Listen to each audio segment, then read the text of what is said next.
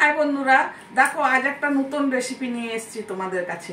হ্যাঁ না, একদম নতুন। তোমরা কি এভাবে বানাও? তাহলে বলবে। চলো দেখাই আজ কি বানাবো আর কি তোমাদের সাথে শেয়ার করব। এই যে দেখো পটল, আর এই যে আমি চিংড়ি মাছ নিয়েছি। দেখো এই যে চিংড়ি মাছ আর পটল। না না না, তোমরা যেটা ভাবছো সেটা কিন্তু না। চিংড়ি মাছ দিয়ে পটল আছে।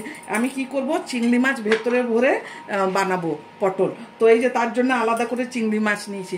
দেখো আমাদের এখানে তো বড় পটল পাওয়া যায় না, এই যে এরকম ছোট পটল পাওয়া যায়। এই যে ছোট পটলটায় এই দেখো আমি ভালো করে এটাকে না এরকম করে মতলব আমি এই যে ছিলকাটা এইভাবে ছাড়াইনি, আমি এটা এইভাবে ছাড়িয়েছি। না তো এটা কি হবে, নরম হয়ে যাবে।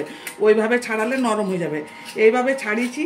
তারপরে এই যে দেখো এই যে এক সাইডটা কেটে নিয়েছি, নিয়ে তারপরে এই যে বীজগুলো সব বের করে নিয়েছি। এই যে বীজগুলো সব বের করে নিয়েছি।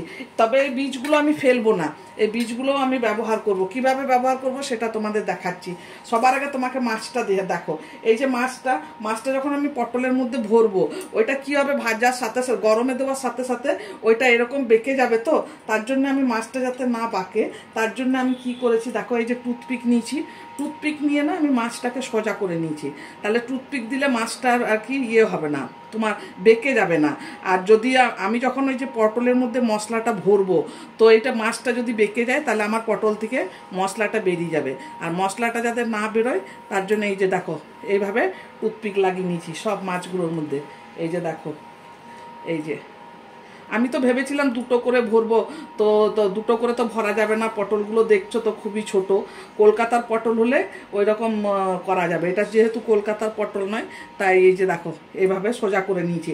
এটা যখন আমি পটলের মধ্যে এরকম করে দেবো মশলার সাথে মেখে, তখন এটা কি হবে, আর এমনি গুটি যাবে না। তাহলে আমার পটলটার থেকে মশলাটাও বেরোবে না। আর এই যে তুমি দেখছো, এই যে আমি বীজগুলো বের করে রেখেছি। এই বীজগুলো না আমি মিক্সারে পিষে নেবো। তারপরে মশলার মধ্যে দিয়ে মাছের সঙ্গে একটা পেস্ট বানাবো, নিয়ে তারপরে এটা আমি এটার মধ্যে ঢুকিয়ে মাছটার সাথে এটার মধ্যে ঢোকাবো। কি করে ঢোকাবো সেটা দেখাবো। তার আগে আমি কি মাছটার জন্য একটু ম্যারিনেট করে নিচ্ছি। এই যে আমি একটু বেরেস্তা করে রেখেছি, একটু বেরেস্তা দিয়ে দিচ্ছি। আর এই যে একটুখানি আদা রসুনের পেস্ট দিয়ে দিচ্ছি। আমি এটা রেডিমেডই নিলাম, এখন আমি পিষিনি।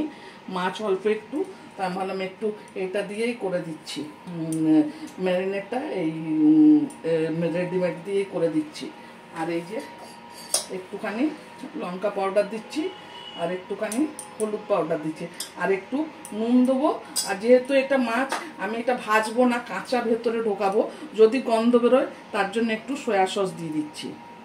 এই যে অল্প একটু সয়া সস আর নুন দেবো এটার মধ্যে। দেখো নুন দিয়ে এটা ম্যারিনেট করে রাখবো। এই যে নুন দিয়ে ম্যারিনেট করে রাখবো। তারপরে আমি সমস্ত মশলাগুলো করে নিয়ে আসবো তোমাদের কাছে, আবার ফিরে আসবো। দাঁড়াও, এটাকে আগে ম্যারিনেট করে নিই। আর এই যে দেখো আমি এই যে বেসিক মশলা সব নিয়েছি গ্রেভি বানানোর জন্য। পেঁয়াজ নিয়েছি, এই যে আদা রসুন কেটে নিয়েছি, টমেটো কেটে নিয়েছি, সব কেটে নিয়েছি। সেটা তোমাদের পরে দেখাবো। চলো আগে এইটার মশলাটা রেডি করে নিয়ে আসি। এই যে দেখো পটলের বীজগুলো আমি ভালো করে পিষে নিয়েছি। এই যে দেখো, দেখেছো? এরপর এটার মধ্যে মশলা দেবো। হ্যাঁ, আর একটু যদি এইরকম যদি না হয়, একটু বাইন্ডিংয়ের জন্য একটু আলু সেদ্ধ দেবো, না তো একটু ইয়ে দেবো, ওই যে আলু সেদ্ধ, নাহলে একটু ময়দা বা কর্নফ্লাওয়ার এই কিছু দেবো। এটার মধ্যে আবার আমি একটু বেরেস্তা দিচ্ছি। এরপর এই যে মশলা দিচ্ছি আমি না, একটু এভারেস্টের মশলা দিয়ে দিচ্ছি। এই যে গরম মশলা দিচ্ছি না এখানে, আমি যে এভারেস্টের মশলাটা দিয়ে দিচ্ছি। এই যে দেখো একটু এভারেস্টের মশলা দিলাম। আর এটা ঝাল হয় যেন একটু ভেতরে মশলাটা, বাইরে তো মশলা থাকবে সেটা তো আলাদা কথা। এই যে একটু হলুদ পাউডার, একটু লঙ্কা পাউডার দিলাম, একটু ধনে পাউডার দিলাম। আর এখানে আমার সয়া সস দেওয়ার দরকার নেই, সয়া সস। আর আমি একটা আলু দিয়ে দেবো এর মধ্যে। এই যে আমার কাছে সেদ্ধ করা আলু আছে, এই যে দেখো সেদ্ধ করা আলু আছে।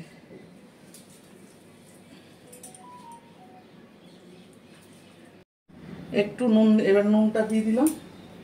এই যে একটু নুন দিয়ে দিলাম।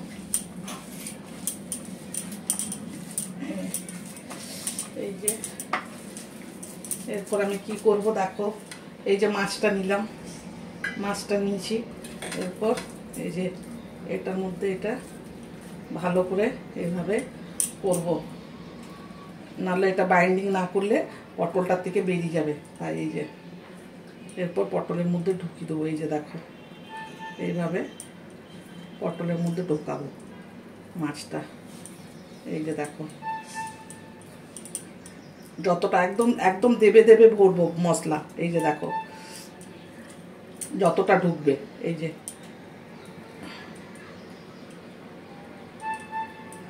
দেখো এইভাবে। এই যে মাছ একটু বেরিয়ে আছে, ক্ষতি নেই, থাক না, বেরিয়ে আছে তো কি হয়েছে, এটা তো গ্রেভির মধ্যেই যাবে। এই যে দেখো একদম ভালো করে দেবে দেবে ভরে দিচ্ছি যতটা লাগবে মশলা। এই যে দেখো আমি যে মশলাটা ভরা দেখালাম, এই যে এটা আমার খোলা আছে, এটা যদি আবার বেরিয়ে যায়, এই যে দেখো এই যে এটা বন্ধ করে দিচ্ছি। এই যে এভাবে, তাহলে আর মশলাটা বেরোবে না ভাজার সময়। এই যে আমি এটাকে দিয়ে এই যে একটুখানি আমি এটা ময়দা গুলে নিয়েছি, ময়দা গুলে এই যে এটাকে বন্ধ করে দিচ্ছি। এই যে দেখো এইভাবে এইভাবে করে দিচ্ছি। এবারে এটা ভেজে নেবো।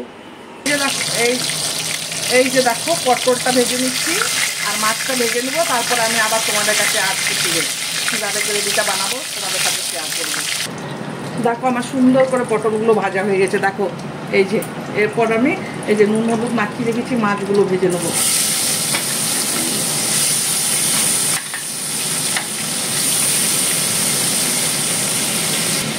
মাছটা না বেশি ভাজবো না। এই যে দেখো আমার অলমোস্ট হয়ে গেছে মাছ ভাজা, আমি না এটা এবারে তুলে নেবো। এই যে দেখো, কেননা বেশি ভাজলে ও মাছটা যদি চিংড়ি মাছ বেশি সেদ্ধ হয় না তাহলে শক্ত হয়ে যায়। দেখো আমি ওই যে মুখটা বন্ধ করে দিয়েছিলাম না ময়দা দিয়ে, ওই জন্য ফেটে যায়নি, কিচ্ছু হয়নি। পটলগুলো খুব সুন্দর হয়েছে ভাজা পটলগুলো। তোমরা এমনি করে দেখবে কেমন লাগে, কেমন হয়। এই যে দেখো মাছটা বের করে নিলাম।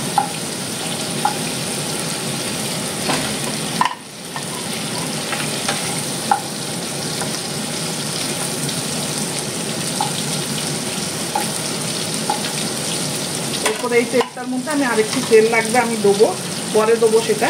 এই যে আমি এখন এটার মধ্যে দিয়ে দিচ্ছি একটা লঙ্কা দিলাম, আর এই যে একটু লবঙ্গ দিলাম, এই যে দালচিনি দিলাম, লবঙ্গ দিলাম, আর এই যে এলাচি দিলাম, আর এই যে কেটে রেখেছি পেঁয়াজ, এটা দিলাম।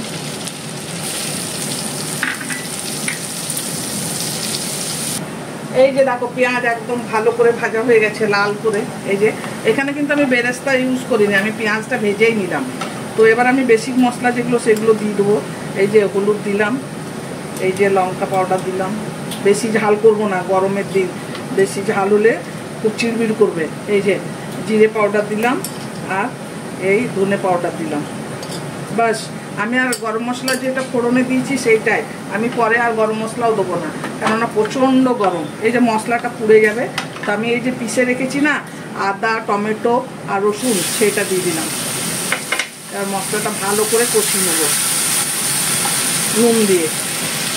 এই যে দেখো আমার তেল একদম বেরোতে আরম্ভ হয়েছে। আমি একটু জল দিয়ে মশলাটাকে ইয়ে করলাম, ভালো করে মশলাটা কষালাম, কেননা না তো নিচে ধরে গেলে মশলাটা খারাপ হয়ে যাবে। তাই এই যে দেখো আমি এখন এটা গ্রেভি বানাবো যেহেতু, তাই আমি গরম জল রেখেছি। আমি এখন নুন দিইনি, এটার মধ্যে একটু নুন দিয়ে দেবো। আমার মাছের মধ্যে পটলের মধ্যে নুন দেওয়া আছে, গ্রেভিটার মতো একটুই নুন দেবো। এই যে গ্রেভিটার জন্য একটু নুন দিলাম, বেশি দেবো না, না তো নুন হলে ভালো লাগবে না। এই যে নুন দিলাম। এরপর এই যে আমার গরম জলটা হয়ে আছে, গ্রেভির জন্য গরম জলটা দিয়ে দিচ্ছি। এটা তো ঝোল হবে না, মাখা মাখা মতো হবে, ধরো, তো বেশি জল দেবো না। এই যে এটা ফুটে আসলে আমি তখন এটা ঢেলে দেবো, ওইগুলো সব পটল আর মাছ ঢেলে দেবো। এই যে দেখো মশলা ফুটে গেছে, এরপর আমি আস্তে আস্তে করে ঢেলে দিচ্ছি। এই যে পটল তো ভাজার সময় সেদ্ধ হয়ে গেছে। এই যে পটল দিচ্ছি, ভেতরেও আছে মাছ আর বাইরেও আছে মাছ, থাকবে মাছ। এই যে দেখো, এই যে আমি এখন গ্যাসটা কম করে দেবো, কেননা একটু ফুটবে তো, মাছটা আমি দিয়ে দিচ্ছি। মাছটা বেশি ওভারকুক করবো না, কেননা ওভারকুক করলে মাছটা শক্ত হয়ে যাবে, যেটা এই যে আমাদের চিংড়ি মাছ যেগুলো সেগুলো শক্ত হয়ে যায় না। এই যে দেখো, এরপর ঢাকা দিয়ে দিচ্ছি, আঁচ কম করে ঢাকা দিয়ে দিচ্ছি। কিছু 5 মিনিট এটা আমার হবে গ্রেভিটা। চলো দেখি গ্রেভিটা কেমন হলো। এই যে দেখো, এই যে দেখো, একদম দেখেছো সব তেল উপরে এসে গেছে, সব সেদ্ধ হয়ে গেছে। এখন আমি কিছুক্ষণের জন্যে এইটাকে ঢাকা দিয়ে গ্যাসের উপরে রেখে দেবো। তারপর তোমাদের না আমি প্লেটে করে নিয়ে দেখাবো কেমন হলো দেখতে, আর তোমরা সেটা কমেন্ট করে আমাকে বলো ভালো লাগলো কি না। দেখো ভেতরেও চিংড়ি মাছ আছে, আর এর মধ্যেও আছে। এই যে আমি চিংড়ি মাছ দিয়ে রান্না করেছি, এই যে দেখো, এই যে চিংড়ি মাছ আছে, হ্যাঁ, ডবল চিংড়ি এইটা দিয়ে বানিয়েছি। তোমাদের কেমন লাগলো অবশ্যই কমেন্ট করে জানাবে যদি ভালো লেগে থাকে। চলো আবার কোনো নতুন রেসিপি নিয়ে আমি আবার তোমাদের কাছে আসবো। ততক্ষণের জন্য বাই।